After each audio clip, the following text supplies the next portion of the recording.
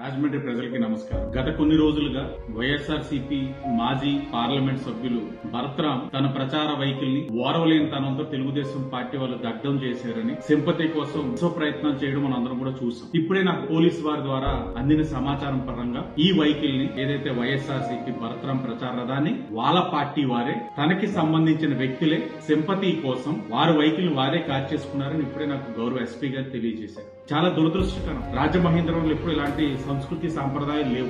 అసలు ఎప్పుడు ఈ టైప్ సంస్కృతి రాజమహేంద్రవరంలో ఎప్పుడు లేదు. ఓటమి భయంతో ఓరవలేని తనంతో ప్రజల్లోకి సింపతి తెచ్చుకోవడానికి ఇలాంటి చీప్ పాలిటిక్స్ వైసీపీ వాళ్ళు చేస్తారని మాత్రం నేను ఎప్పుడు కూడా ఊహించలే. వీరి యొక్క చీప్ పాలిటిక్స్ రాజమండ్రి ప్రజలకే కాదు, రాష్ట్రంలో అందరికీ తెలియాలి. వైసీపీ పార్టీ వారు వారి ప్రచార రథాలను వాళ్ళే కాల్చేసుకొని దాన్ని మళ్ళీ తెలుగుదేశం పార్టీ వారికి ఆపాదిస్తూ ప్రజల్లోని ఇది ఒక విధమైన పాలిటిక్స్ తోటి సింపతి పాలిటిక్స్ తోటి ప్రజల్లోకి రావడానికి ప్రయత్నాలు చేస్తా ఉన్నారు. అది ప్రజలకి తెలియాల్సిన అవసరం ఉంది.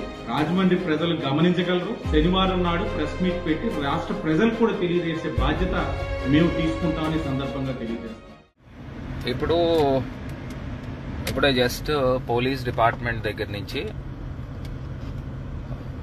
ఒక ప్రెస్ మీట్ పెట్టి వాళ్ళందరూ కూడా ఏదైతే నా వెహికల్ పాయింట్ ఆఫ్ వ్యూలో మీరు చూసినట్టయితే ఆ వెహికల్ నాతో ఉండే వ్యక్తి ఎవరైతే ఉన్నాడో అతను తగలబెట్టారని చెప్పేసి ఇందాకడ ప్రెస్ మీట్లో ఆ నోట్ చూడడం జరిగింది. ఒకటి చాలా ఆశ్చర్యం కలిగించే అంశం ఏంటంటే ప్రధానంగా అసలు వెహికల్ తగలబెట్టుకోవాల్సిన దుర్మార్గపు ఆలోచన నాకు ఎందుకు వస్తుంది? అసలు రావాల్సిన అవసరం ఏముంటుంది? అదేదో ఇప్పుడే గౌరవ శాసనసభ్యుల యొక్క వీడియో కూడా చూశాను. వాళ్ళు ఫేస్బుక్ లైవ్ లో కూడా పెట్టడం కూడా చూశాను. ఏదో నేను సానుభూతికి నేనేదో ప్రయత్నిస్తున్నానని మరి చెప్తా ఉన్నారు. అసలు నాకు ఎందుకు సానుభూతి? నాకు ఇప్పుడు సానుభూతి తెచ్చుకోవాల్సిన అవసరం ఏముంటుంది? నేను రాజమండ్రికి మంచి చేశానా లేదా? నేను రాజమండ్రికి మంచి చేశాను, నాకు అయినా నేను ఓడిపోయినా నాకు బాధ లేదు. ఎందుకంటే మంచి చేసి ఓడిపోయానా? ఏదో మొన్న ఆ కన్ఫెషన్ స్టేట్మెంట్ లో కూడా నేను చూశాను. ఆ వ్యక్తి ఎవరైతే వెహికల్ తగలబెట్టాడు అని చెప్పేసి పోలీస్ డిపార్ట్మెంట్ చెప్తా ఉన్నారో ఆ వెహికల్ గురించి అతను మా దగ్గరకు వచ్చి 2 నెలల ముందర వచ్చాడు. ఎలక్షన్ కి 1 నెల ముందర వచ్చాడు. మరి 15 సంవత్సరాల నుంచి కార్యకర్తలు వైఎస్ఆర్ కాంగ్రెస్ పార్టీ గురించి పనిచేసిన వాళ్ళు, జగనన్న గురించి పనిచేసిన వాళ్ళెవరికి కూడా అంత బాధ రాలేదంట. వాళ్ళెవరికి కూడా అంత బాధ రాలేదు. వాళ్ళు తగలబెట్టలా. నెల ముందరు ఎలక్షన్ ముందర వచ్చిన వాడు ఎందుకు తగలబెడతాడు? అసలు తగలబెట్టాల్సిన అవసరం అతనికి ఏముంటుంది? అంటే దీంట్లో కూడా పూర్తి స్థాయిగా ఆలోచన చేయాల్సిన అవసరం ఉంది. ఒక నెల ముందర వచ్చిన వ్యక్తి అసలు ఎందుకు వెహికల్ తగలబెడతాడు? అదే నా క్వశ్చన్. 15 సంవత్సరాల నుంచి పనిచేసిన కార్యకర్తలు, వైఎస్ఆర్సీపీ అభిమానులు వాళ్ళు చేయలేని వీళ్ళు ఎందుకు చేశారు? గతంలో ఈ వ్యక్తి ఎవరితో తిరిగేవాడు, ఎవరితో ఉండేవాడు, ఇది కూడా తెలుసుకోవాల్సిన అవసరం ఉంది. నేను చెప్తా ఉన్నా, ఏదైతే నా ప్రమేయం ఉండి సింపతి గురించి నేను ప్రాకులాడుతున్నాను అనే పదాలు చెప్పారు కదా, దాని గురించి నేను మాట్లాడుతా ఉన్నా. ఒకటే మాట మాట్లాడుతా ఉన్నా. నేను ఇవాళ రేపు ఉదయం ఒకవేళ నేను గాని నా కుటుంబ సభ్యులు ప్రమేయంతో గాని ఏదైతే ఈ వెహికల్ తగలబెట్టిన కార్యక్రమం జరిగితే నేను ప్రమాణం చేయడానికి నేను సిద్ధంగా ఉన్నాను. డైరెక్ట్ గా నేరుగా నేను వచ్చి మార్కండేయ స్వామి టెంపుల్ దగ్గరకు వచ్చి మార్కండేయ స్వామి మీద నేను ప్రమాణం చేయడానికి సిద్ధంగా ఉన్నాను. ఇది నా నిజాయితీని నేను ప్రూవ్ చేసుకుంటాను. అదే రకంగా ఎమ్మెల్యే గారు, మీరు మీ కుటుంబ సభ్యులు ఒకవేళ మీ ప్రమేయం లేకపోతే మీరు ప్రమాణం చేయడానికి సిద్ధంగా ఉన్నారా మార్కండేశ్వర స్వామి మీద అని నేను సూటిగా ప్రశ్నిస్తా ఉన్నా. నేను సచ్చీలుణ్ణి. నిజంగా నాకు ఈ దౌర్భాగ్యమైన పరిస్థితి నాకెందుకు ఉంటుంది? నాకేం అవసరము? నేను చేయాల్సిన కర్మ నాకేంటి? ఏదో నాకు సింపతి నాకెందుకు? ఇప్పుడు నేను మంచి చేశాను, కంబాల్ చెరువు ఇంకా రకరకాల ప్రోగ్రామ్స్ నేను చేశాను. అయినా నేను ఎందుకు గెలవలేదని ప్రజలు ఆల్రెడీ సింపతి ఉందని నేను భావిస్తున్నా. మీరు ఆ రోజున ఏదైతే మీ అనుచరులతో మోరంపూడి ఫ్లైఓవర్ దగ్గర దాన్ని శిలాఫలకాన్ని తొలగించారో అప్పుడు మీరు ఎంత నీచానికి పాల్పడ్డారనేది అక్కడ కనబడతా ఉంది. మళ్ళీ ఇవాళ అక్కడ ఎక్కడైతే బ్యాడ్ అయిపోయారో మళ్ళీ దాన్ని తీసుకొచ్చి నా పైన రుద్దాలి అనే కార్యక్రమం చేస్తూ నన్ను బ్యాడ్ చేసే కార్యక్రమం చేస్తా ఉన్నారు. నేను ఒకటే చెప్తా ఉన్నా, ప్రమాణ పూర్తిగా నేను డైరెక్ట్ గా మార్కండేశ్వర స్వామి గుడి దగ్గరకు వచ్చి మార్కండేశ్వర స్వామి మీద ప్రమాణం చేయడానికి నేను సిద్ధంగా ఉన్నాను. నేను గాని నా కుటుంబ సభ్యులు గాని ఈ వెహికల్ తగలబెట్టిన దాంట్లో ప్రమేయం ఉంటే నేను నిలువున నాశనం అయిపోతాను. అది కూడా చెప్తున్నా. మీరు చేయడానికి సిద్ధంగా ఉన్నారా? మీరు గాని మీ కుటుంబ సభ్యుల యొక్క ప్రమేయం లేకోకుండా ఆ వ్యక్తి ఎవరు? నెల రోజుల ముందర వచ్చి మా దగ్గరకు వచ్చి చేరాడు. నెల రోజుల క్రితం ఎలక్షన్ ముందర వచ్చి మా దగ్గర చేరి ఇవాళ వచ్చి వెహికల్ తగలబెట్టాడని చెప్తా ఉన్నారు పోలీస్ డిపార్ట్మెంట్. 15 సంవత్సరాల నుంచి కార్యకర్తలకు లేని బాధ ఈ నెల రోజుల ముందర వచ్చిన వ్యక్తికి ఎక్కడి నుంచి వచ్చిందని అడుగుతున్నా. దీంట్లో కూడా ఒక కాన్స్పిరసీ ఉంది. సో ఖచ్చితంగా పోలీస్ డిపార్ట్మెంట్ వారు దీనిపైన పూర్తిగా సమగ్రమైన ఎంక్వైరీ చేయాలి.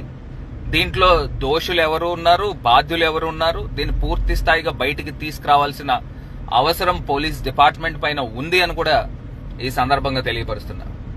అతను ఆ కన్ఫెషన్ స్టేట్మెంట్ లో కూడా ఇచ్చాడు. ఏమని ఇచ్చాడనంటే పోలీస్ డిపార్ట్మెంట్ దగ్గర ఏమని చెప్తున్నాడు, ఆ వ్యక్తి ఏదైతే మోరంపూడి ఫ్లైఓవర్ దగ్గర తెలుగుదేశం పార్టీకి మైలేజ్ వచ్చిందని చెప్తా ఉన్నాడు. ఆ మోరంపూడి ఫ్లైఓవర్ దగ్గర ఏదైతే శిలాఫలకాన్ని కోలగొట్టిన వాళ్ళు దానికి మైలేజ్ వచ్చింది, ఎవరికి వస్తుంది? ఆ సింపతి నాకు వస్తుంది. అతను ఏమని చెప్తున్నాడు, తెలుగుదేశం పార్టీ వాళ్ళకి వచ్చిందని చెప్తా ఉన్నాడు. ఇక్కడే అర్థమైపోతా ఉంది. ఇక్కడ మాకు సింపతి రావాలి అని చెప్పేసి ఆ వెహికల్ తగలబెట్టాడని చెప్తా ఉన్నాడు. ఇక్కడే ఎంత కాన్స్పిరసీ థియరీ. ఇప్పుడు నెల రోజుల క్రితం వచ్చిన వ్యక్తి ఎందుకు చేస్తాడు?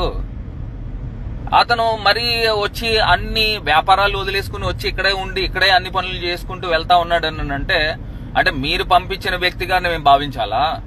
ఎట్లా భావించాలి? ఇప్పుడు ఇంత నీచమైన సంస్కృతి మాకు లేదు. మాకు రాజకీయాలు ఒక్కటే పరమావధి కాదు.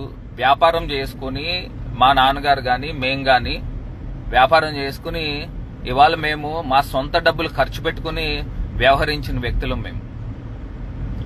ఇవాళ మీరు రాజకీయాల్లో మీరు డబ్బులు సంపాదించుకున్నారో, రాజకీయాలను అడ్డు పెట్టుకుని డబ్బులు సంపాదించుకున్నారో ప్రజలకు అన్నీ తెలుసు. ఇప్పుడు మేము రాజకీయాల్లోకి వచ్చిన తర్వాత నేను మొన్న చెప్పాను, మళ్ళీ ఇవాళ చెప్తున్నా, ఆనాల వెంకటపారావు రోడ్లో 10,000 గజాల స్థలం అమ్ముకున్నాం మేము. అది ఇవాళ దాని విలువ ఎంత ఉంటుంది? కనీస పక్షాన 100 కోట్ల రూపాయల ఆస్తి ఉంటుంది.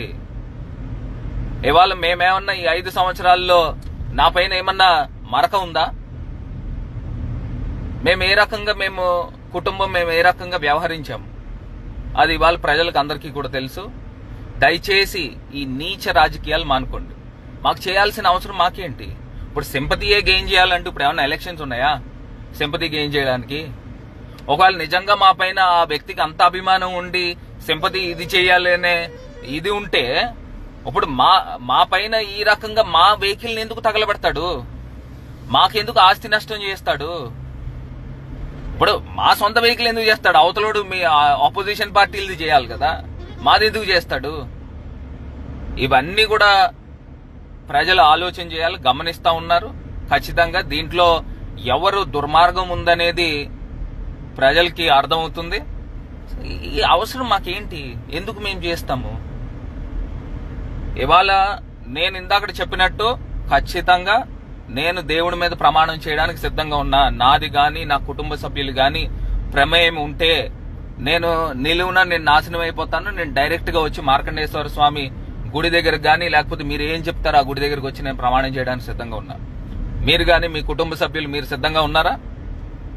వెనకాతల బ్యాక్గ్రౌండ్ మీది లేకపోయి ఉంటే మీరు కూడా వచ్చి ప్రమాణం చేయొచ్చు కదా.